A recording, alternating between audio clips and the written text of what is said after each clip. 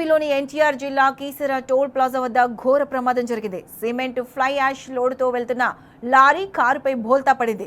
విజయవాడ నుంచి హైదరాబాద్ వెళ్తున్న car toll కట్టేందుకు ప్లాజా వద్ద ఆగింది. అదే సమయంలో వేగంగా వచ్చిన లారీ అదుపు తప్పి ఆ కారుపై బోల్తా పడింది. దీంతో కారు పూర్తిగా నుజ్జునుజ్జైంది.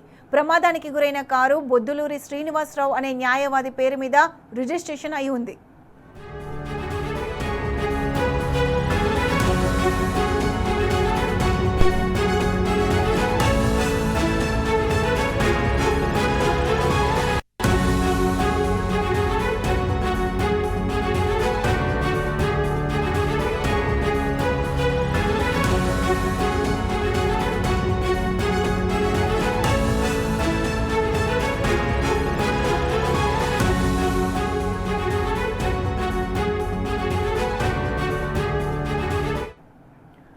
ఏపీలోని ఎన్టీఆర్ జిల్లా కీసర టోల్ ప్లాజా వద్ద ఘోర ప్రమాదం జరిగింది.